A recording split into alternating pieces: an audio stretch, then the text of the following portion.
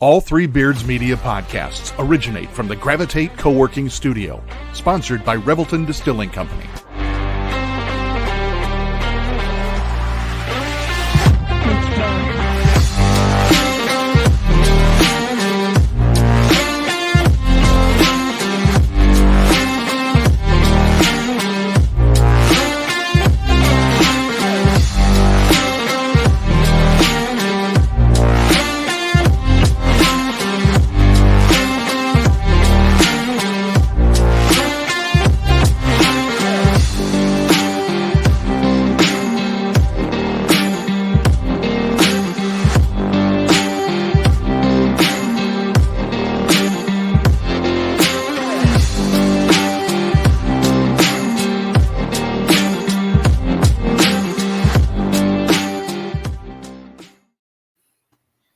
Hey, what's up, everyone? We're back 2 weeks in a row. Woo! Trying to get back on our normal 2-week rotation. So 2 weeks in a row with you here, and then we'll be back on the every other week. Again, coming to you live from the Gravitate Co-working Studio, sponsored by Revelton Distillery. Guys, how we doing? Great. Doing good. Saw you less than 24 hours ago. Unfortunately. Sure did. Still You know what's going to looking happen? What? I was just thinking, as you said, getting us back on a regular schedule, we'll end up with a tournament game next Wednesday or something like that, or in 2 weeks on that Wednesday, I bet. Yep. That's probably right. So, actually, I won't. You guys might. I won't. I have parent-teacher conferences that night. oh, Yeah. The good thing is Jim's availability opens up in February because his birthday month is over. Well, but it's still today. Well, it's still today, yeah. Yeah. I'm surprised you're with us, Jim. Well, But I'm glad you gotta make sacrifices. happy end of birth month, Jim. Thanks. Appreciate it. Welcome you to made 70. it, Jim. Oh, whoa. Any Christmases in February you want to tell us about? I think we're done. Good. Yeah. I was done January 2nd, but it's neither here nor there. Well, there's a lot more people that like me than like you, Sam. I can't help it. Well, you could be right. Maybe. I don't know. If they've met you, Jim, I'm not sure that's true. Ooh. Depends on if they've met officiating Jim or ex-coaching Jim. Ooh. Ooh. Yeah, true. Or actual coaching Jim. Ben really loved me when I was coaching. He was refereeing my games. I don't think so. No? Okay. No, that's not how I remember it. Anyway. Well, that's too bad. So last week we talked about the last month, going through Christmas and getting back into games, and then the blizzards had some snow outs or some dates that got pushed back. I think we were able to fill all those but one, weren't we? Pretty much. Yeah. Yes, I believe that's true. Yeah. Yep. Fool's Rules, Jim had travel/sliding. That's a good one. Yeah, because we just had it again at South Tama. We had it twice in the boys' game. And it's hard to believe, but crazy enough, the crowd went crazy on both of them that wanted travel. And we even had some coaches that were wanting it too. But explained it to both coaches, and happened to be a timeout, and talked to the crowd about it. And they understand the rule better now. You talked to the crowd about it? Did you get on the PA system? No. It just happened to be a timeout, and I'm right there where the kid slid. I'm going to get the ball taken out of bounds, and they asked me very politely a question about that rule. And I just talked to them about it, and they were like, "Oh, that's good to know." So, yeah. Your attention, please. That is travel. Thank you. I think he should be able to hand out cards at the game that say, listen to Three Blind Refs. Or podcasts, and you can learn a lot of rules, that you obviously don't know. Exactly. I think that would be perfect. were fun and educational. Yes. Yes. Oh, good stuff. We also discussed funny things that have happened, tossing fans, things we've seen in ref rooms. Yeah.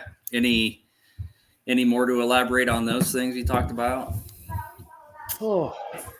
I haven't heard from the EPA on that can of spray, so I think we're okay. Probably.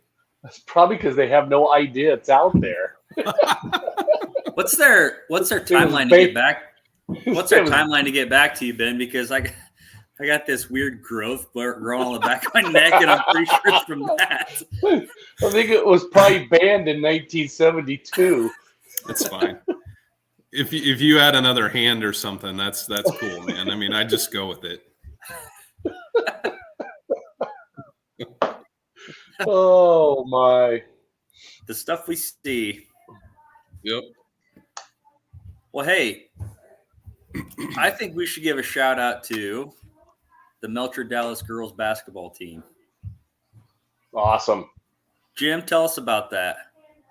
Girls basketball team head coach Kelsey Goff and our assistant coaches Larry Willoughby and Adam Wadley. And the girls played in. We have a conference tournament towards the end of the season, which was last week. They made it all the way to the championship on Saturday and won the championship. And we believe, looking back at records, that's the first time that we've won the girls basketball championship in the conference tournament championship since 1998. So there's a picture of them.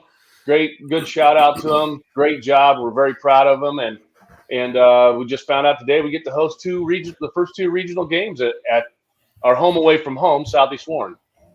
Very nice. Cool. Yeah. Nice. What a great season so far. Yeah. Wish them success going forward. That's great. Thank you. Appreciate it.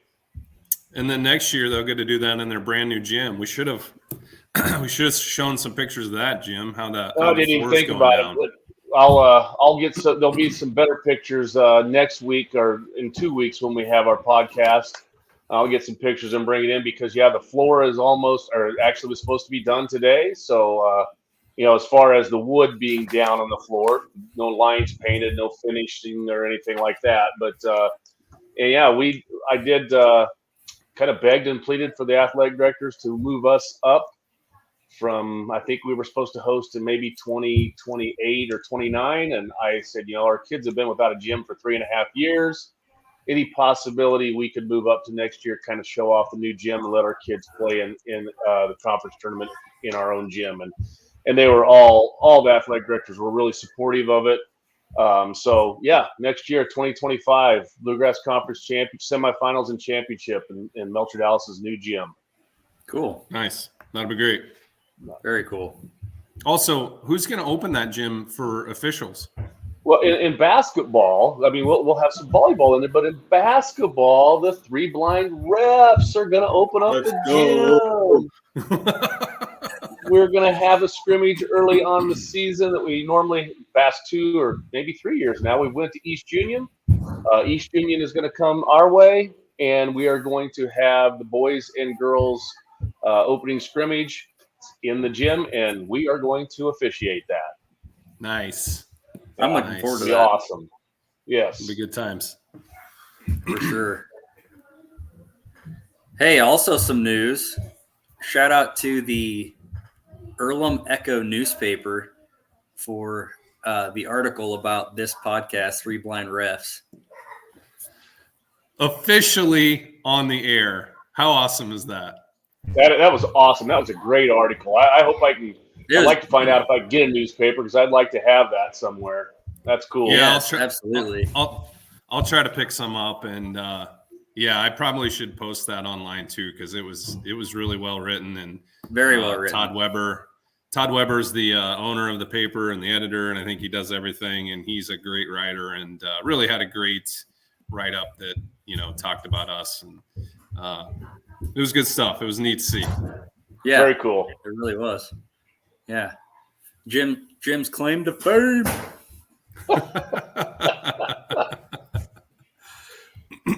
Oh, Sam. Let's recap the week. Short week. Yep.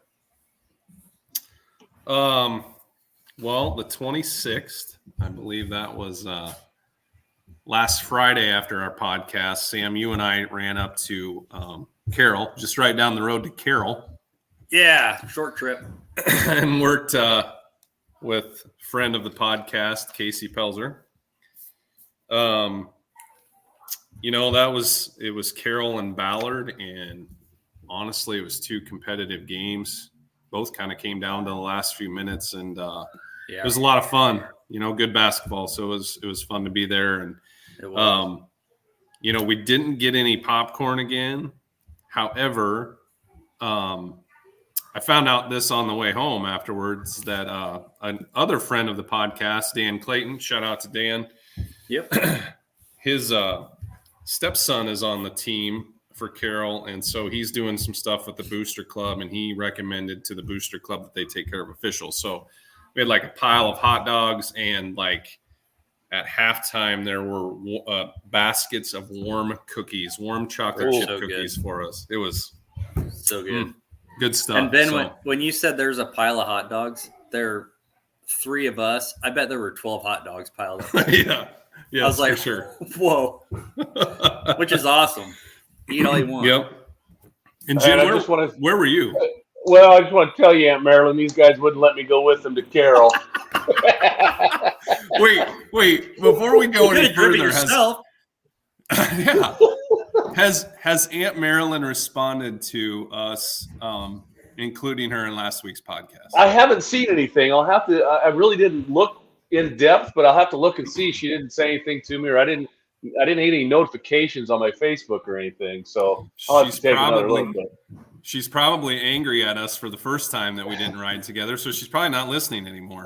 That's probably true. That's probably true. But I went to South Tama that night because not that these guys didn't invite me, because they would have, but Carroll for me is 2.5 hours, and it's hard for me to get out of school that early and so forth. But I went to South Tama instead, and refereed with a couple younger kids from the Iowa City area. They did a great job. Girls game wasn't the best game in the world, but got through it and everything went well. Boys game was a fairly well played game. We didn't have too many problems at all. The 2 sliding things that we had, but everybody understood afterwards why it was not. And both coaches were great in that game. The crowd was very good in that game, so it was fun to do, to work with a couple different kids, especially young kids that are really working at it, doing a good job. Good to hear. What'd you do that Saturday, Jim? Because the next day you had games too, didn't you? Yeah, we so actually Lisa went along with me on Friday night. We stayed up in Tama area and then just drove down to Montezuma for a 3:00 game. 3:00 girls game, Montezuma versus English Valleys. Montezuma's a very good girls team. Again, coaches were great, fans were great. We worked with Josh Baxter and Pat Hoberg, and they are good officials to work with, experienced, had a lot of fun. It was an easy game to work, got in, got out, went home. So it was a fun weekend working with 4 other different people, and they all did a good job. It was fun to work with them. Nice. I also worked Saturday. The CIML had kind of a challenge with the Mississippi Valley Conference, and I think they'd done that earlier in the season also over on the east side of the state, so they were doing it on this side of the state this time. And I think Valley played Kennedy, and the game I had was Johnston and Liberty, Iowa City Liberty. And I got to be honest, that was played at Northwest, which I love that facility and that floor. But it might have been the smoothest game I've had all season, and maybe in the last couple seasons. I think we had 16 fouls in the entire game. Wow. And I bet you 6 or 7 of those were in the last, 5-6 minutes when it got kind of competitive. It got close again for a while. And just really well played. The basketball was smooth. The coaches, fans, everybody was great. So I had a lot of fun doing that. So awesome. Yeah. Cool. And then last night we were at Earlham. Sam? E-Town and down. Talk about the Earlham game? The Earlham game, yeah. Girls game, very competitive. What did it end up being, a 3-point game? I think so. 3, maybe 4. Yeah. It was 3, yes. Yeah, they had a shot to tie it at the end with 0.5, right? Yeah, yep. Right. Yep. Right. Yeah, very, very competitive game. Came down to, the last possession. And then the boys game, I'll tell you what, in the boys game, I was thinking back and I was watching it back today, the amount of just bunnies layups that were it's crazy. They weren't bad shots. I mean, I honestly thought a lot of them were going in, but yeah. I mean, I bet between the two teams, I bet there was easily 20 points left. Oh yeah. That they left out there. Yeah, agreed. For sure. But same thing, the boys game was very competitive, came down to the wire, and fun night of basketball. Crowds were pretty good. Coaches were good. So, pretty easy, enjoyable night there. Yeah, definitely. Sam, your parents were there to watch. That was nice to see them. Yeah, Mom and Dad came to support their baby boy. Shout out to Gary and Nancy. Yeah. My favorite Thanks, anchors. Mom and Dad. Hey. Without a doubt. Yeah. Wow. Like I said, if Gary's ever up, which he's up there most of the time because I think he pretty much runs the show at the brewery, it's like, you walk in, it's like Norm's at the bar. Everybody comes in, hey, Gary. So, that guy's known everywhere. I think I should probably rename the brewery to Gary's Place. You probably should. There's something to that. Yeah. For sure. Yeah. He knows everyone's name. So we did have popcorn last night in Earlham. Oh, yes, we did. And it was good. Best we've had so far. Best ratings. This isn't just because I'm from Earlham and graduated from Earlham. It was legit. I rated last, actually, right? Yes. Yeah. Yes. So I actually went 8.8. I think it'd been sitting there over a half, maybe. Yeah. Yeah. And it was still good. It had like some butter pockets in there, like you'd get kind of another kernel, and the flavor was good. Popped when you needed it to. It did. Yeah. Yeah. Sam, you were 8.5 and Jim 8.7. So that easily leads the list for the year. Mm-hmm. And definitely, we talked about we really need to revisit Pella because I feel like we did them dirty on that. But yeah, we did them a disservice. We were young and dumb and new to the podcast situation. Yeah. So we didn't know. Yeah. No, we didn't know. Yeah. Sorry, Pella. Yes, we're sorry. Anything else on that? No, I don't think so. Jim, you got anything else about last night? No. Great night, fun night. You're really not going to talk about me having an inadvertent whistle. Okay, so I didn't know we were going there, but I will. Okay. So we're at the end of the third quarter, I believe, and so we're on I-35's end. I am the lead. Ben is in the C. Sam's in the trail. Shot goes up, rebound, kicks out to a three-point shooter. She's shooting the ball as it's in the air or as it's leaving her hands. We have a whistle, and I'm like, what's going on? I look over at Ben, and Ben is doing this. And I'm looking at the shot clock, and I'm going, there's only 21.1 seconds left in the quarter. What's he worried about the shot clock being restarted? So we had a little inadvertent whistle. Not only did the girl shoot the three-pointer, she made it. It was good. Good. So we had to take away the basket, give I-35 the ball back. They did get 2 points out of that. So, at least they got 2 of the 3 back. But, here's the deal that people don't understand. It was, good, competitive, close game. And sometimes, your mind is going, okay, I see that shot go up and I'm looking at the shot clock and it's not resetting. Oh, but the time is below the shot clock. But it happens. I mean, we all make mistakes and we live with it and we go on, and it's the way it goes. I got 2 things. I got a couple things. Like, one, I owned it right away. I talked to Coach Douglas, and I was like, I'm sorry, that's my bad. And we had just talked about inadvertent whistles last weekend or last podcast. So, like, that's on me. I will say, when we have shot clocks with the clock above it on the backboard, I really like that.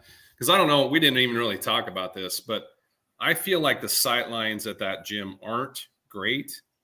They're not good. To the scoreboards, you know what I mean? So you can see the shot clock, obviously, because it's on the backboard. But the actual clock, if you're opposite, you can't see through the stanchion or the basket to see that. So I'm not making excuses, but I'm just saying I don't love the sight lines there on how that's set up. Yeah, I agree with that. Yeah, and I like the shot clocks that do have the actual game clock above, just right above it, because it's it's easy. It's real easy to tell then, and so yeah, it happens to all of us. Yeah. So that's again, you own it, you move on, and you go from there. So yeah, it is what it is. Yep. Yep. Anything else about last night anybody wants to mention? Did we have another mistake? Yeah, we did. It was mine. What was it, Sam? Do you want to talk about it? Yeah, I had would have been a foul at the. So it was a foul against an I-35 player. 5th foul of that quarter. 5th foul of that quarter.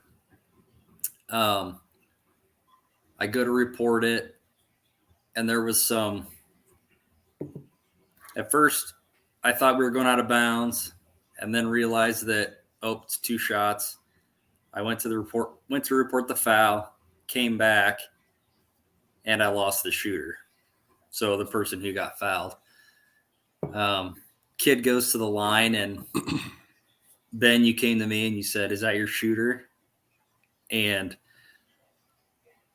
I knew that wasn't the shooter. However, I had zero knowledge of who was the shooter. So at that point, I thought, since I don't have knowledge, then we go with who came to the line. So, but watched it back today. The kid who was the shooter was around the play. It wasn't the kid who got fouled. Not making an excuse. But I messed up. It is what it is. Like Jim said, you move on.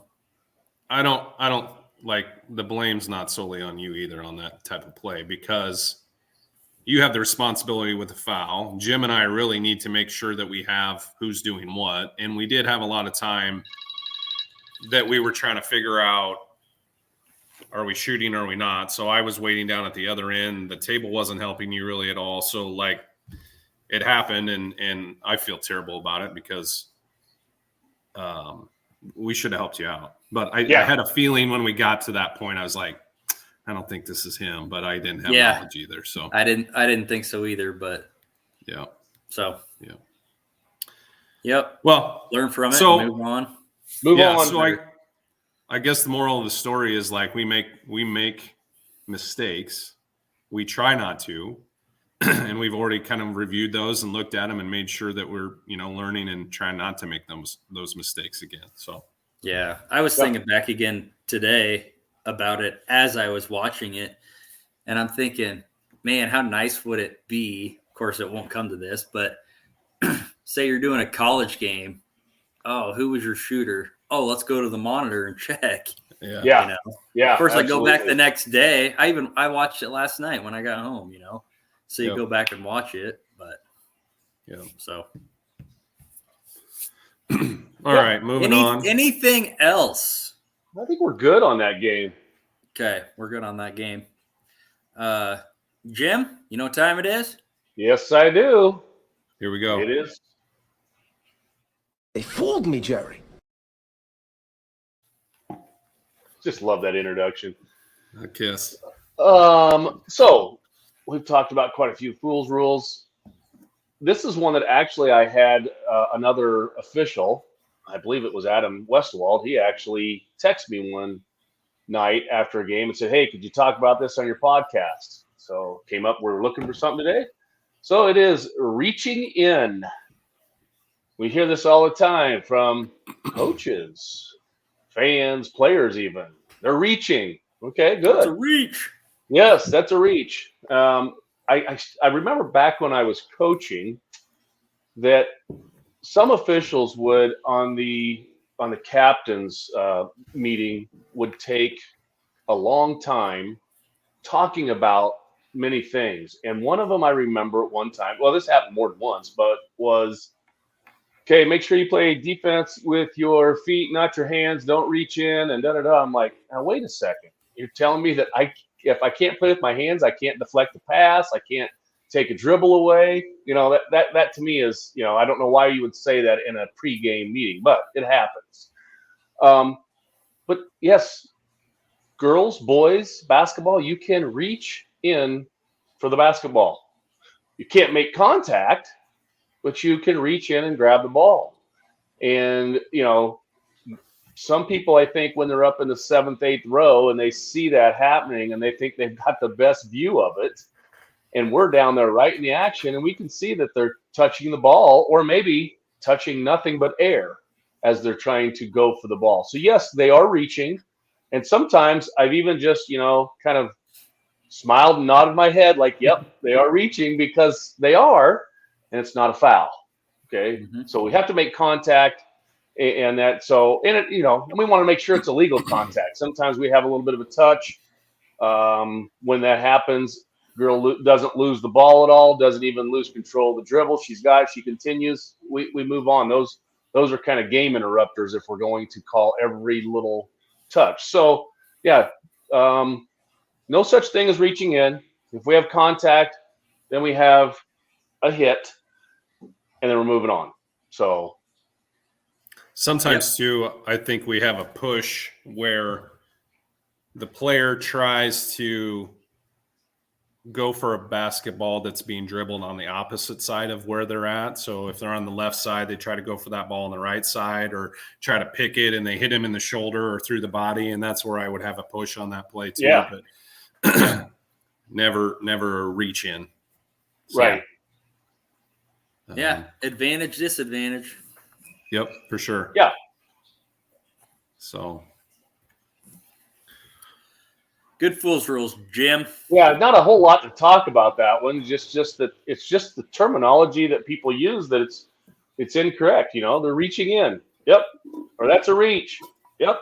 Yeah. Sure is. Okay. When it becomes a foul, then we're going to call it whatever foul is appropriate for that. A push or a hit, we're going to call it. So yeah. Yep.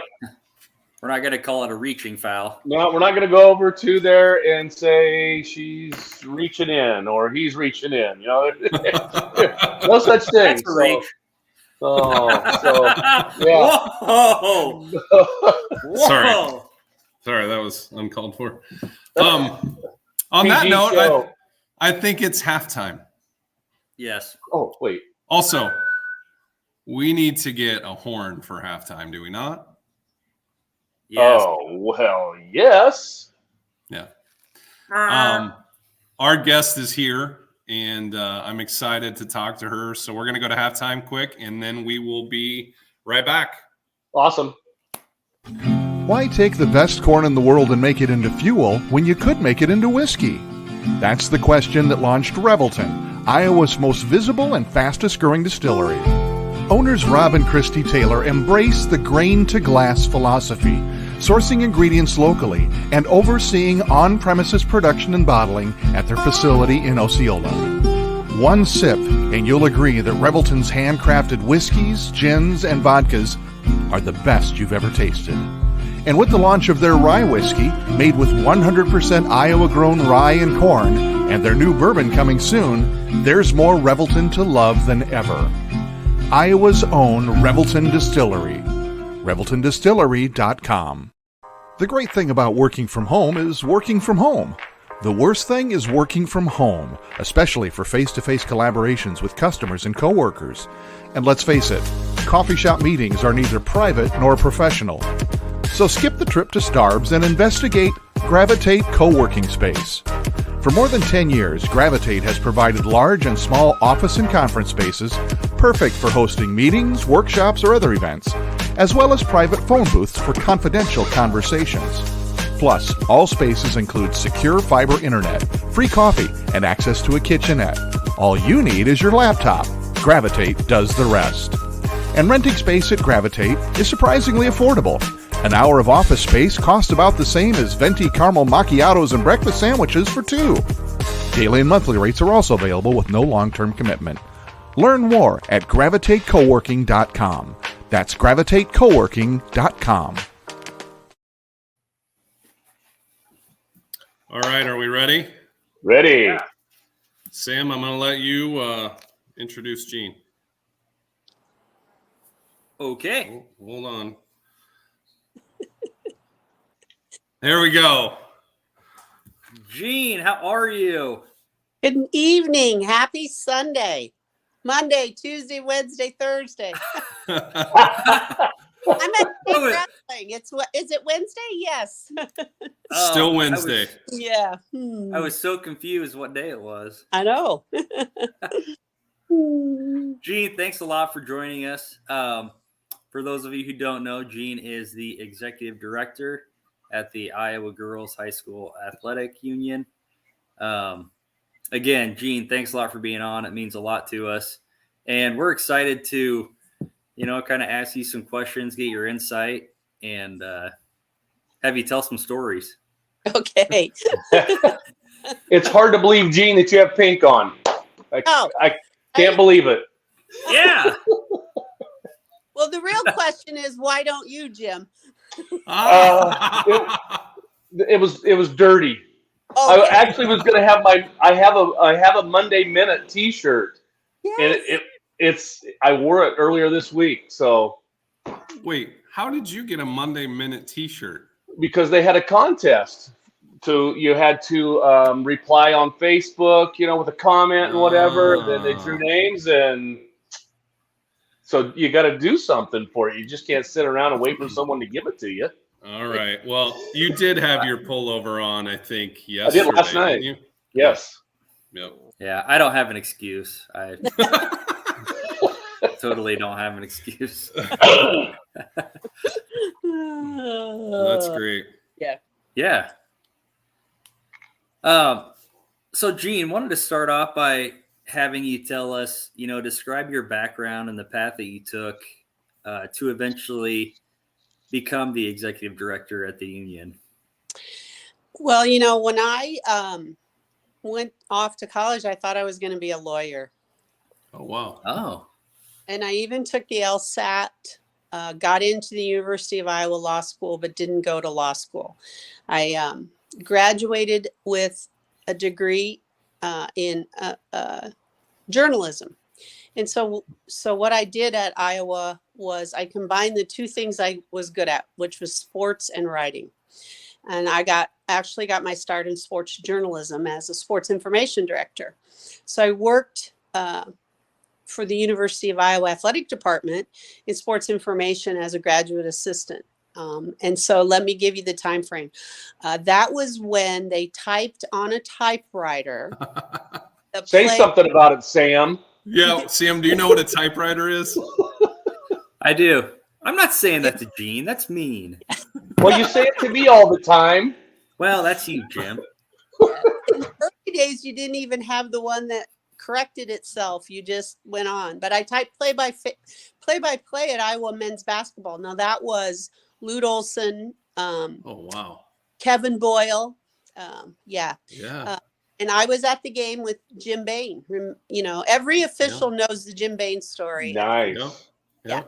So I got my start in sports info. then got my master's. And then I went into college athletics as sports information, and I ended up at Drake working with Lisa Bluter. She was the Drake women's basketball coach then, and eventually just worked my way up into administration. So my start was really through my writing skills, if you want to know the truth, and it was what I was good at. So that's how I picked my major. There's a lot of worse ways to pick a major than by what you're good at, I know, but those days, that's what I did. Yeah. Mm-hmm. Very That's cool. Awesome. Yeah. So when the go ahead, Ben. when the job came open at the girls' union, was it something you had thought about before, like it was in the back of your head, or was it just like, oh wow, this opportunity would be great? Yeah. Actually, no. At the time, the girls' union job came open, and I started in July of 16. So this was probably late 2015. I was at UNI. Mm-hmm. Troy Dannon was the director of athletics at UNI. Now, just for you historians, Troy was the executive director of the girls' union after Dr. Cooley. And after Troy was Mike Dick, and Mike Dick is from Winterset, as I am. Yep. So yeah, Gene. Troy was at the time leaving UNI to go to Tulane, to be the AD at Tulane. And so I thought that I was either going to be the AD, try to be the AD at UNI, or I was also interviewing for other AD jobs. And then Troy told me that the girls' union job was going to come open. And I thought, well, I'll just see. I'll throw my hat in. And so, March of 2016, I interviewed and got it, and I started in July. So it really wasn't on the radar. But, I think it just came at a time, they say timing's everything. So it just came at a really good time for me. I was going to make a change probably in my job anyway. I was kind of tired of how cold it was in Cedar Falls. and Cedar Falls is colder than Des Moines. Don't let anybody kid you. It's colder in Cedar Falls.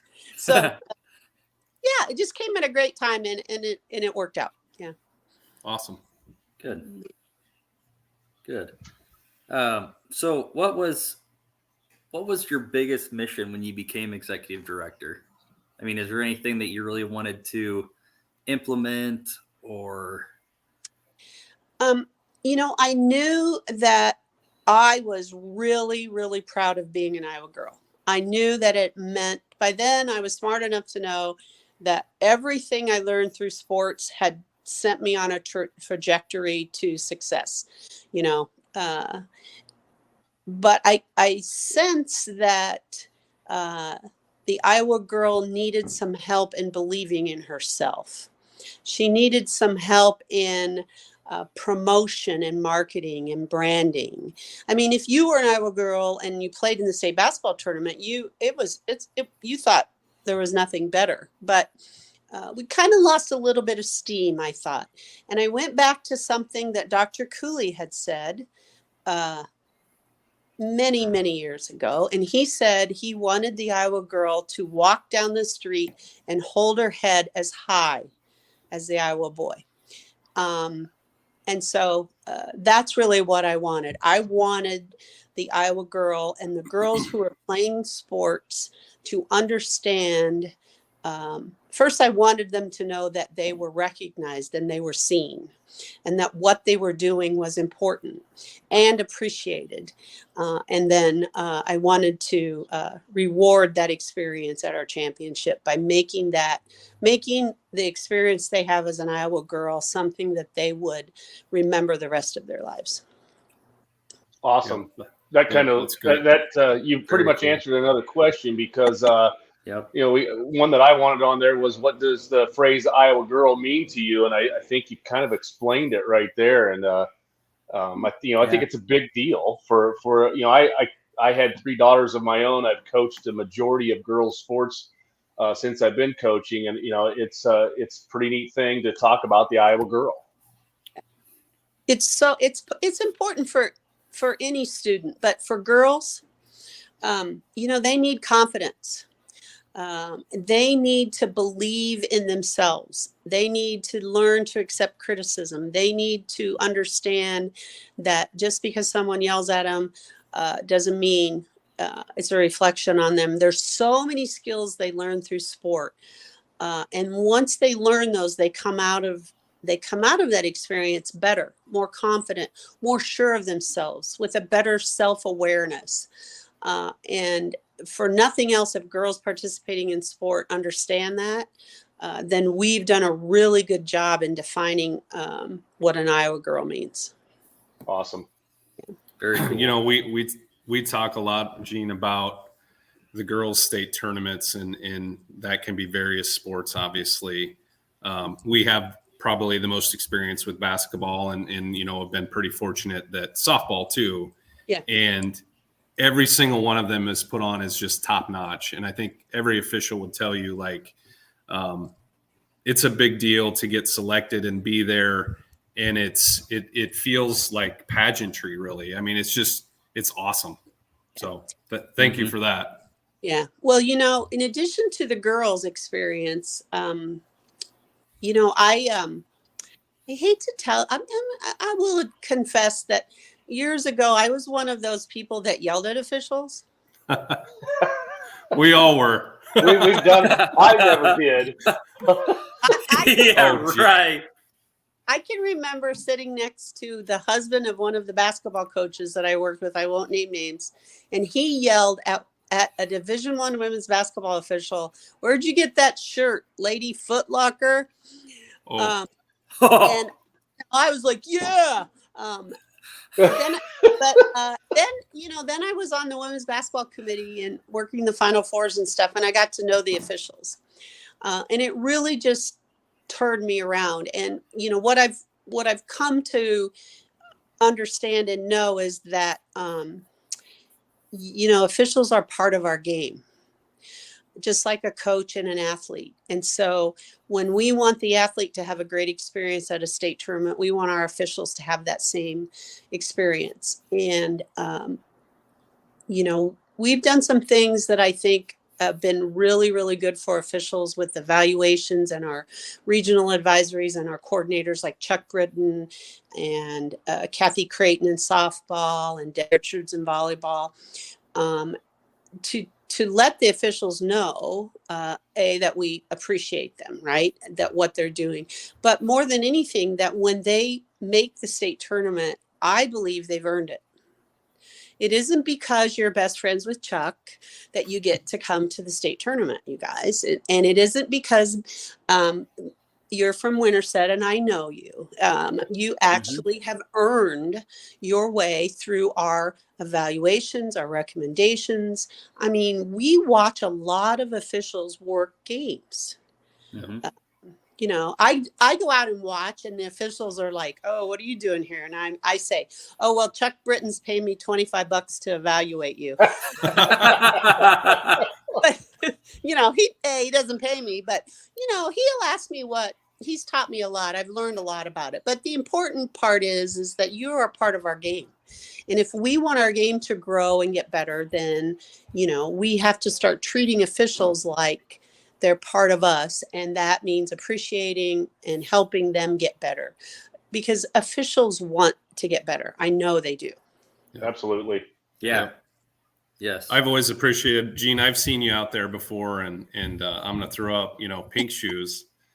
I think it feels good, to get the buy-in from the top too. When we see you walk in, you may not be the evaluator, but you care enough about us as well that it means something to us when you walk in. So that's a good feeling. And so thank you for that.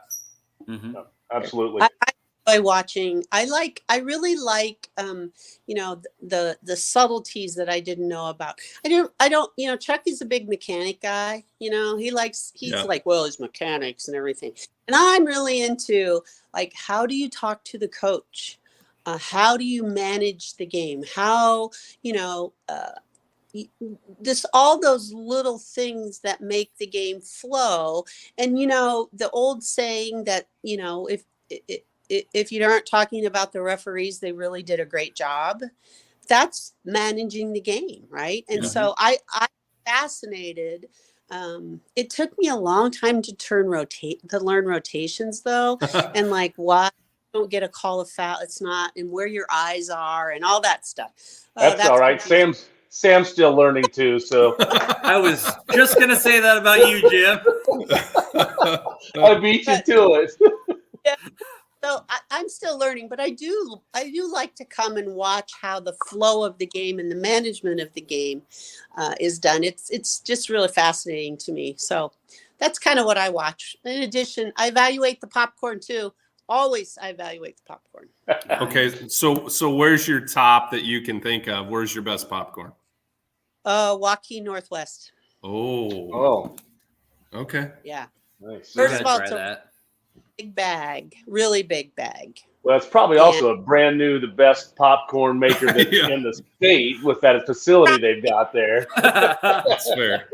That's fair. But there's a lot of good popcorn in the state. I used to like I just was in Grundy Center for Grundy Center IGHSAU, and they have Spartan corn. Oh, And they named their popcorn. Yeah, it's got M&Ms in it. Oh, And brilliant. last night when I was there, they had pink M&Ms because it was Coaches versus Cancer. Nice. awesome. Cool. Nice. That's Bonus. awesome. That's a bonus. Yes, That's a huge yes. bonus. Yeah. Sam, what were you talking about that was the marketing deal for popcorn last night? Oh, yeah. Oh, yeah. Yeah. So you get someone to sponsor the bag, right? Put their logo on it. And then what do you always need when you eat popcorn? You need a toothpick or something. Yeah. So then have a dental office slap one of those dental floss pickers on the side of it with their name on it. And you're marketing for two businesses on the same bag. Nice. Yeah. It's gross, but it's a good idea. I mean, Yeah, because somebody's going to have to pick those up off the bleachers. well, if you had any integrity at all, Jim, you'd throw it away in a waste paper bag. You've seen some of the fans around. You know that there's going to be some all over the bleachers. Yeah. Oh, okay. That was exciting. Here's another one that I think, we're unique in Iowa that we have a girls' a union and a boys' association. Why do you think it's important that we do have two different associations for our girls and boys? Well, Jim, I have my speech about that, of course, but I always answer it this way. Why isn't everybody doing it the way Iowa does it? So I'll give this example in basketball. So Indiana invented basketball, right? The state of Indiana thinks basketball belongs to them, and they do it better than anyone else. So their girls tournament, they have 5 classes, and they bring 10 teams to an arena in Indianapolis and play their state championship. Anything before that is at a high school. Really? Yeah. And all boys teams in 5 classes get to come to an arena. So I think the simplest answer is it allows us to focus on girls. All I do is think about girls. Yeah. And I thought about this today when I was, when you officiate a girls' game, it's different than officiating a boys' game.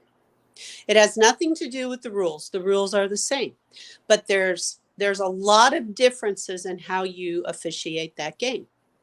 There's a lot of similarities, but we're different. Girls are in sport for different reasons than boys. And coaching girls is different than coaching boys. And Sure. So to have an organization that is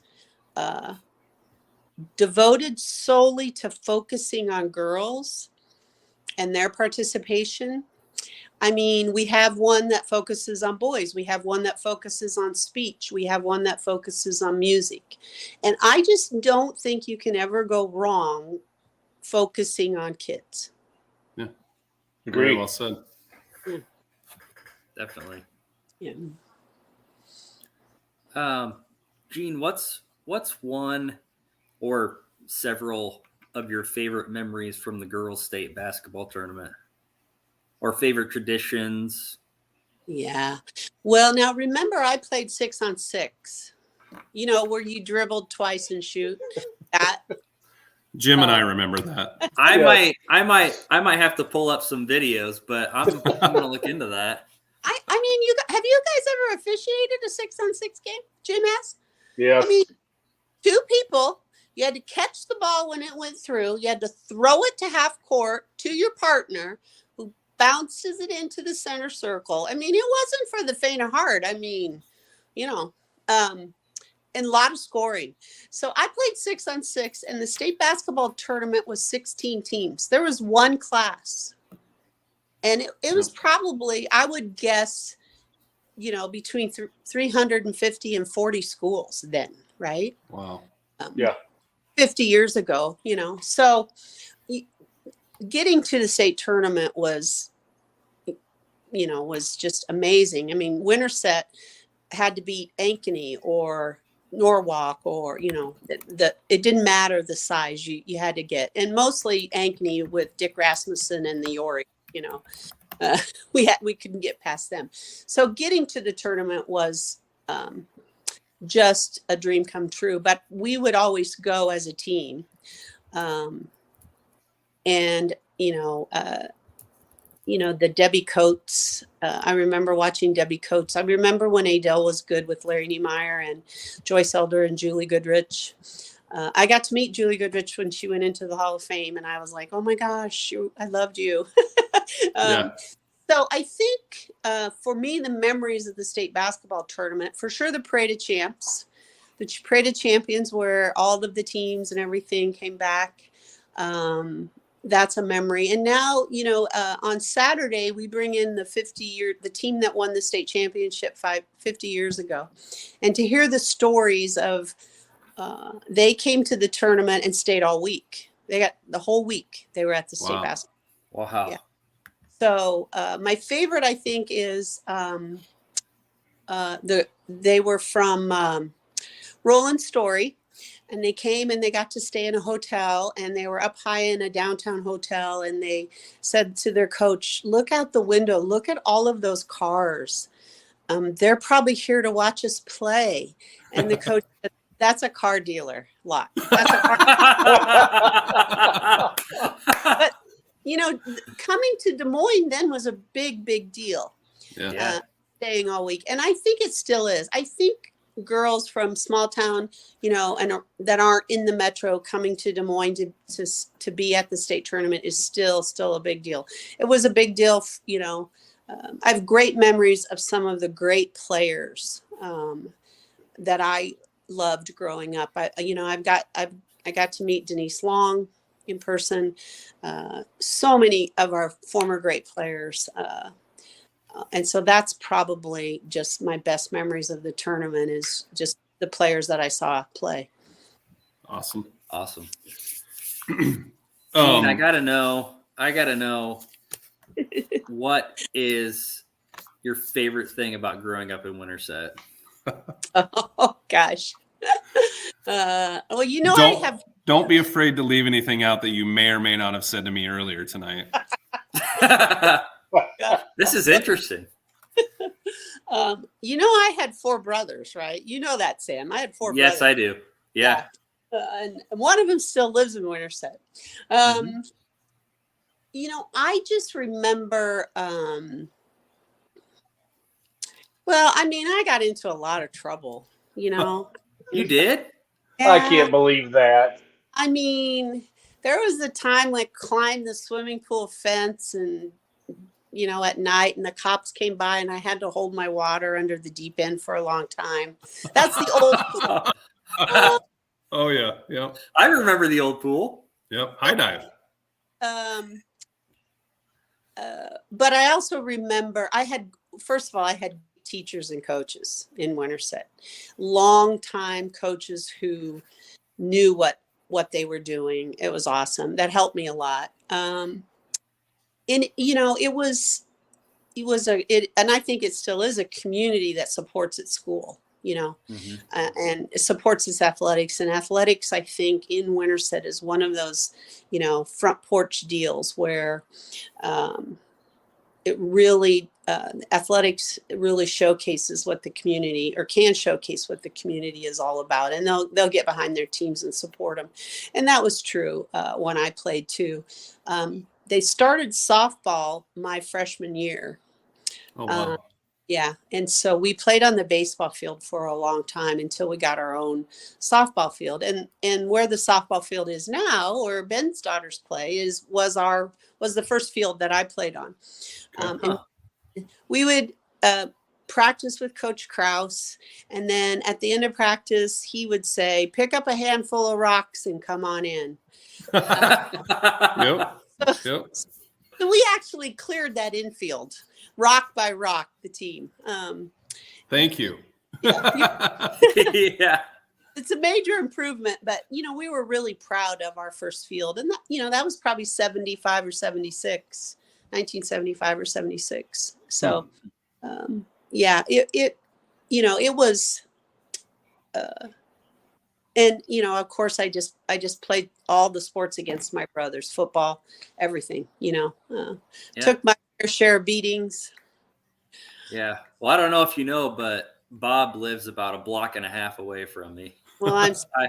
I see Bob a lot out in his driveway now that he's retired. Yeah. Well, maybe you could get him to clear your driveway, Sam. You know with his what? He has plenty of. I drove by after that snowstorm. He had the cleanest driveway in Winterset. No joke. Like, there was no snow on it. Everybody else's has like a foot of snow. Bob's is clean. Now, my brother Bob yells at the officials. You know that, correct? What's funny though is Bob was a longtime basketball official too. Yeah, he does. Yeah. But, and in COVID, this is true. In COVID, before we decided we were going to play softball, he would say, you got to let the kids play. And Jennifer, my niece, who's the assistant softball coach at Winterset, and Michelle, my other niece, they were like, you got to let him play, Jean. Please, please. We'll do anything if you play this summer. And I say, you got to stop yelling at the refs. You got to stop it. Okay, I promise. So now when I watch the softball stream, I can hear my brother on it. That's true. You actually can. I think the microphone is close enough that he's right there. For Christmas this year, I gave them all the NFHS basketball rules book and Nice. Awesome. That's great. And I love when Jim does his like over the back, and what's they will yell, call a foul, that's over the back, call, and I'm like, well, is that in the rule book? Have you read the rule book? Because that's not. That's great. We the girls union has a little thing where we don't take much bad language. We're concentrating on the people who are yelling inappropriate things, and we kick them out. And we may or may not have a leaderboard, and I may or may not have a leader for kicking people out. But at state softball, my staff bet that my brother would be the first person I kicked out.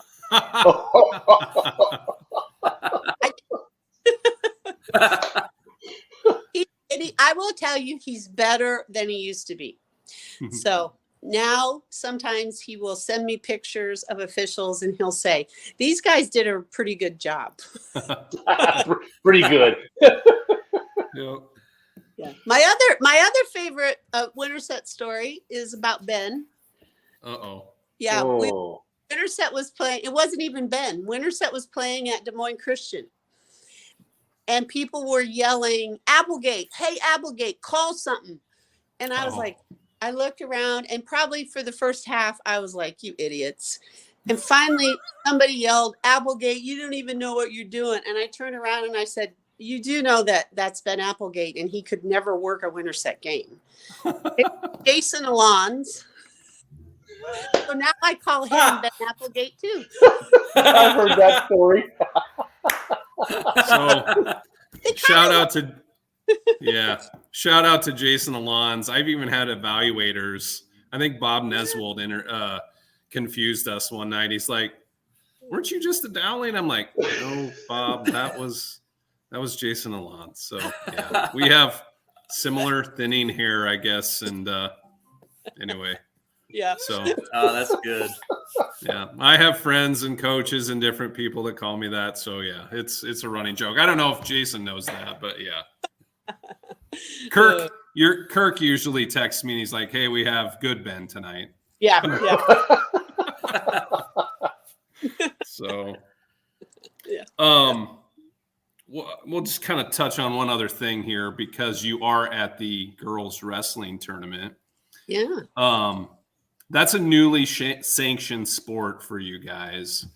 How does that process work? Are there other sports that you guys are considering? Are we pretty well, this is it? I mean, that had to have been a little bit of a long process, I assume. Yeah, it was. And I don't think for the wrestling people, I don't think it was nearly quick enough. They thought, but when we first started looking at it, we probably had about 40 girls wrestling, and they were wrestling on the boys teams. And then it grew to a couple hundred. And so last year, in the first year of sanctioning, we had 2,300 girls wrestle. Wow. This year we have 800 more. Oh, so wow. That's at levels 9 through 12. And I think probably, that's tremendous growth. I think it really is telling when we went to do our brackets for the qualifying, how many entries we had. So we have one class, 14 weight classes. Last year, we had a lot of brackets with only 10 entries. So a girl would wrestle through that, and if she won it, she'd qualify for state. This year, we only had one bracket with 10. Wow. So what it tells me is that a school who maybe had 2 wrestlers now has 6. Winterset added it, and they have 2 qualifiers in their very first year, which was good to see. So it's growing, and I think it's growing in a way that will allow us, in a very, in a manageable way to manage the growth. It won't be long probably before we'll be in a dual tournament where schools will have enough in each weight class where we can have a dual tournament. And right now they don't last very long.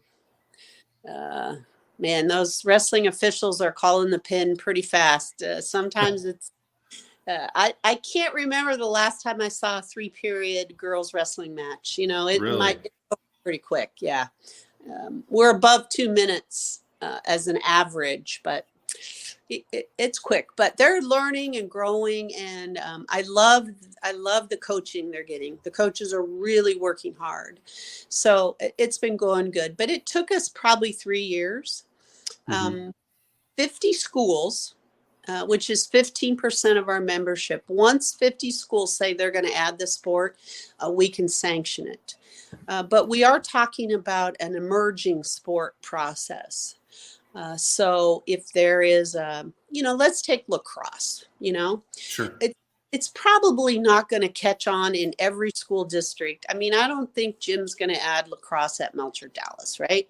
Right. Just doesn't have the kids. But, Cedar Rapids, Des Moines, West Des Moines, Council Bluffs, Sioux City.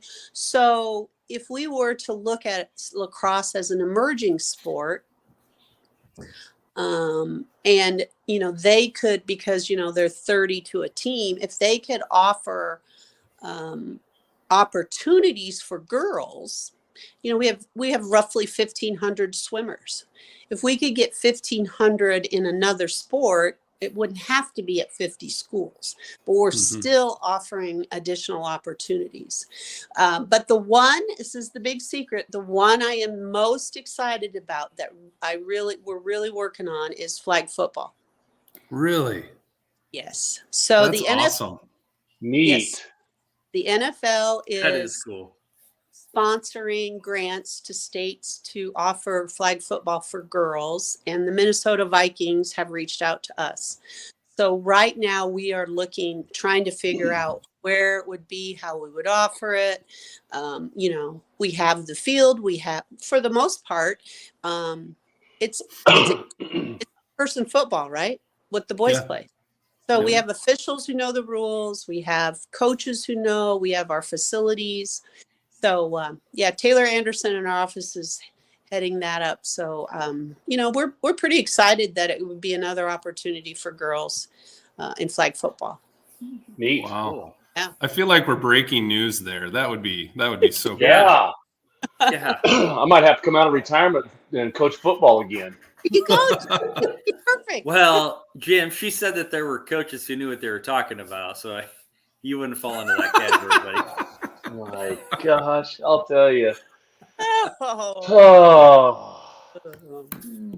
Well, Gene, we appreciate you taking time out of your busy schedule. I know you're in Coralville at the state tournament probably and getting ready for tomorrow. So, thank you for your support and advocacy for officials and everything you guys do for us there at the Girls Union. So, well, we do appreciate you, and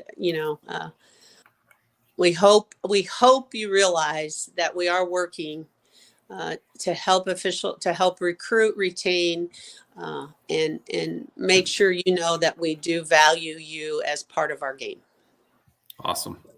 Yeah, I don't know if we have time, but I'd really like a quick story here. I didn't put this on our agenda, but go.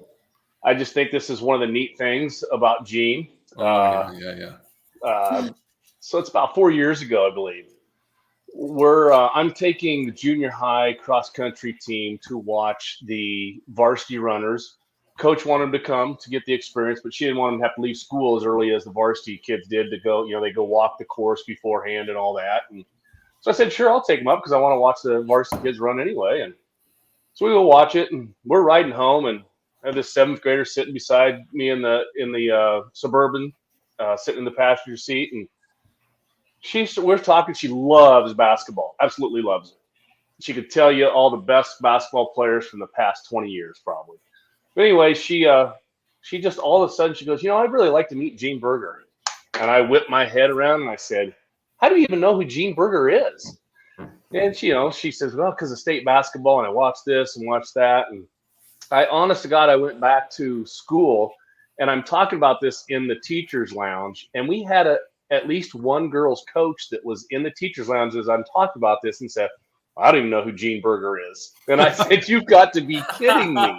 She's the executive director of our union. Yeah. So anyway, try to make this as short as I can because I know we're over time here. But I emailed Gene after that. And I didn't really know Gene except for I knew who she was. But I emailed her and said, hey, I told her a little bit of the story. And it's just amazing. And well, first I asked, why do you want to meet Gene? She goes, I want to do her job someday. I'm like, wow, a 7th grader thinking about stuff like that. So, I emailed Gene, and all of a sudden, her mom, little girl's mom, calls me and says, hey, I got a package that came from Gene Berger from the Girls Union. Can we come to your room and have her open up in front of you since you kind of got this going? I said, absolutely. She opens up the box. It's got Iowa Girls High School Athletic Union apparel and all kinds of stuff, and tickets for the week of the state tournament basketball. And this girl was just ecstatic. It was the neatest thing ever, coolest thing that one of the coolest memories that I'll have in athletics. And this girl now she's a junior on our basketball team. She is the leader of the team, that just won the conference tournament, and it's Addison Wadley, and just a great kid. And so, making connections like that when you are the person, doing the position, Gene, that you do, I think that's just very cool that you reach out and touch kids like that. And, I know you guys have a little bond, a little relationship there with her and her family. And it's neat. And it's neat. She comes up to state basketball tournament every year and skips school a few days and that. But she's a great student. So she does, that doesn't bother her at all or bother the teacher. So I just think that's a great story. And I think that really explains how much you think of the Iowa girl. She's, I went to watch her play. I watch her play every year, Jim. I saw them they were at Ankeny Christian and they beat Orient Maxburg. And that was before the championship of the tournament. And Addie and her mom and dad and her grandparents are all coming to the state basketball tournament again. And every year, Addie and I fill out our brackets of who's going to win it. And she smokes me every year. She knows basketball, but,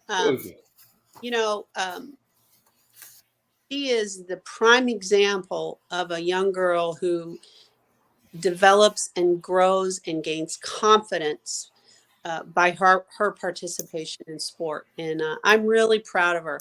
And I will always stay in touch with Addie. And so I thank you for making that connection because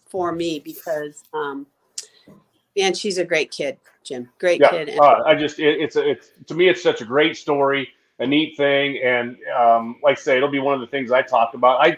I told these guys the story. I tell people all around about this story because I just think it is one of the coolest things that's happened since I've been coaching, being the athletic director, refereeing. So kudos to you to reach out because I know there are many girls across the state that you have done things like this for. So it's very cool and I appreciate what you do. Thank you. Very cool story. Awesome. I have one last very quick question, Gene. Okay. If there were 3 guys that did a podcast about officiating, would they be allowed to potentially do a live podcast at the girls' state basketball tournament? Center court. Yes. Wait, were you talking about us? Yes, dummy. Or do you want to do it in the players' lounge with the pink chair? Oh, we'll talk. Yeah, we'll talk about that. Yes, maybe we have a couple. Yeah. Awesome. Talking to players, coaches, officials. We can do a lot of things that week. Yes. Absolutely, you could do the podcast. We do something every tournament. We do something new. We do something old, something new, and something pink, to borrow a phrase. So there is something new and big at girls state basketball this year. And I'm not going to tell you what it is, but when you come, you'll know. If you're fortunate enough to come to the state tournament. Right. Yes. I haven't seen anything from Chuck, so. Dang it. Well, I guess I'll just have to buy a ticket. Yep. Yeah. But whether we're officiating or not. Absolutely, you can do a podcast live from the girls state basketball tournament. Awesome. Yes, thank you. Well, to all our listeners, you've heard it here first. We're going to be down there, so we're excited about that. So yes. Well, Gene, thanks thank again, you so Gene. much. Thanks, Gene. We appreciate you very much. Yeah. Thanks for all you do for officials and also for the Iowa girl. So thank you very much. Take care. Yep. What a great person. That was awesome. Absolutely. Yeah. Jim, I don't know. You might have told me that story before, but I don't know. But that is an awesome story. Oh, it is neat. I mean, I just, I couldn't, first of all, I just couldn't believe that 7th grade girls wanting to know about Gene Berger, Right. And what 7th grader not says, only that, I just want her to job know someday. and to know who she is. I mean, that's the other thing, because it's not like, I don't think there's a ton of people who absolutely know who's leading our girls' athletic union besides officials, maybe, and coaches. And, obviously at the time, some coaches didn't know that, but yeah. So yeah, she is, she's a special kid. And it's just kind of neat to see the bond that they've got. Yeah. I can't remember. I feel like we maybe worked that state tournament together, Jim, because I remember that story, kind of from inception a little bit. So Yes. always cool. And especially now, I think that she's grown up, if you will, and playing ball and really doing well for that team and helping their championship aspirations. So that's awesome. Yeah, absolutely. So great. So where are we at coming up? All right. So tomorrow, Sam, you and I are traveling to Coon Rapids Baird. I haven't been there for a while. And have you ever? Never. Nope. Awesome. That kind of is a run for you. You hadn't been to Earlham. You hadn't been to Carroll other than as a player. Yeah. I live 15 minutes away from Earlham, and I've officiated for 10 years. That's the first time I'd ever been there. And I live an hour and 5 minutes, and I've been there 3-4 times at least. Coon has ACGC, the school, not the rock band. And I think that'll be pretty competitive games. So we'll be with Pelzer again. Jim, you have home game maybe? Have a home game. We have senior night tomorrow night at Southeast Warren, or Melcher Dallas West. So we'll go over there. We'll have our last home game, and we'll honor our seniors before the game. Yep. And then I think we kind of pretty well wrap up the season, and we're together the next 3 games. Friday, Pella Christian versus Pella. That'll be a battle, and that'll be a full crowd. That'll be fun as heck. Yep. Next Tuesday, Central Decatur and Clark. Always love going down to Central Decatur to see Bonnie. Yeah. Bonnie will be great. And then that Friday, we're at Oskaloosa against Norwalk.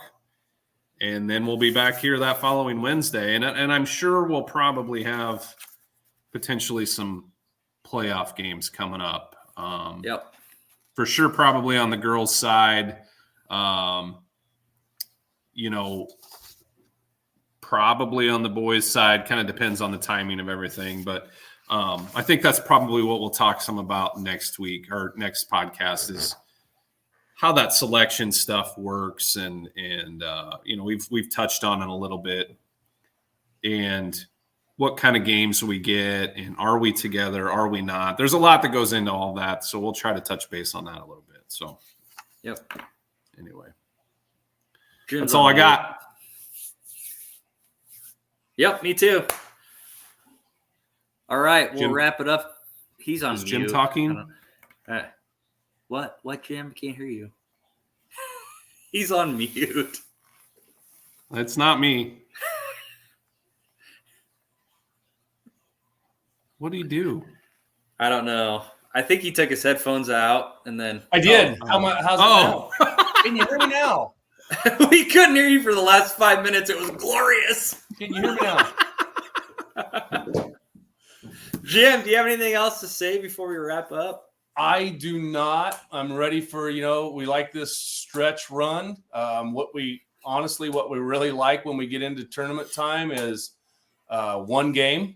And it's not because we're old and we can't do it, but it is mentally and physically much better on everybody. I mean, you've got that one game. I didn't like when you did 2 games in the tournament series, especially later on sometimes in a boys, and you would have maybe even an overtime in that first game, and it was just a really tough game, not just physically, but mentally, and then you had to go do another game. And I think I like this part that you're going in there, you're fresh, and you doing one game. So,